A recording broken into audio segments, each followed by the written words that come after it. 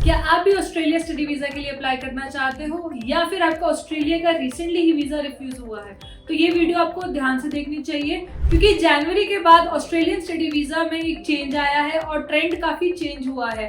ये video panic create करने के लिए नहीं है, बट मैं आपको सॉल्यूशन दूंगी और आप कैसे अप्लाई कर सकते हो और क्या क्या आपको चीजों का ध्यान रखना है वो सारा गाइड करने वाली हूँ। तो इस वीडियो को एंड तक जरूर देखें और चैनल को सब्सक्राइब करना ना भूलें। Hi, my name is Aditi, I am from visa square.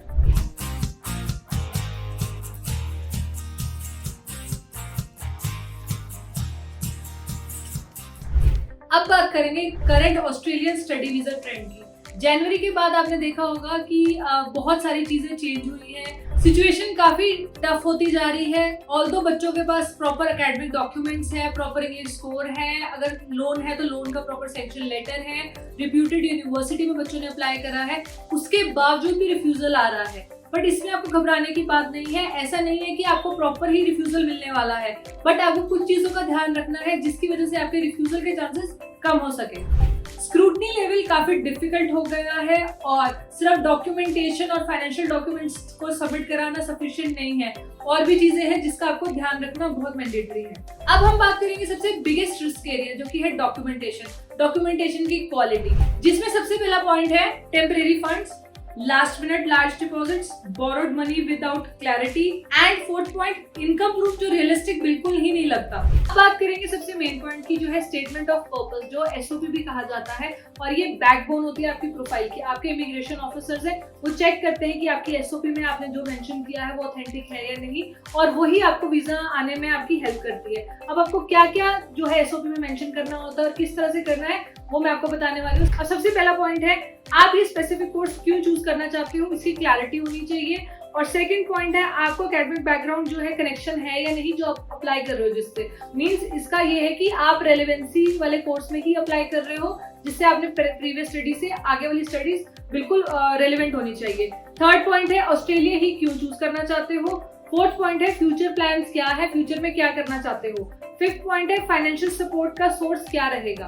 तो ये आपको जो है प्रॉपर्ली मेंशन करना है जिससे आपकी हेल्प हो। कॉपी पेस्ट टेम्पलेट्स जो है वो बहुत रिस्की हो सकते हैं, हर एक प्रोफाइल यूनिक होती है तो उसकी एसओपी भी काफी यूनिक होनी चाहिए। अगर आप 2025 पास हो तो आपको क्या क्या चीजें ध्यान में रखनी चाहिए। फर्स्ट पॉइंट है जल्दी में फाइल लॉन्च मत करें। Second point proper financial history maintain करना बहुत मैंडेटरी है।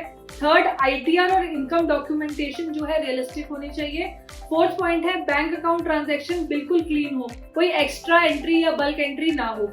फिफ्थ पॉइंट है बैकलॉग्स अवॉइड करें। अगर आप मास्टर्स के लिए जाना चाह रहे हो, अगर आपके बैकलॉग्स है तो उसको अवॉइड करें, बैकलॉग्स कम से कम हो ताकि आपकी प्रोफाइल बिल्कुल क्लीन हो। कभी कभी हम ये चीजें स्किप कर देते हैं और जिसकी वजह से हमारा वीजा रिफ्यूजल रेट हाई हो जाता है। अगर आप आने वाले इनटेक्स में जाना चाहते हैं, 2026 में जाना चाहते हैं, तो आपके लिए बेस्ट टाइम है और अभी से ही आप अपनी प्रोफाइल को टारगेट कर सकते हो क्या क्या आपको उसमें करना चाहिए, जिससे आप अभी से ही अपनी प्रोफाइल को स्टेबल बना के अपने वीजा के चांसेस बढ़ा सकते हो। तो उसमें सबसे पहला पॉइंट है फैमिली इनकम स्ट्रक्चर्ड रखना, और सेकंड पॉइंट है कैश हेवी ट्रांजैक्शन अवॉइड करें। Third point English score strong करें। अपनी आईएलटीएस या पीटी की प्रिपरेशन कर रहे हैं तो उसमें अच्छे से अच्छा स्कोर लाने की कोशिश करें।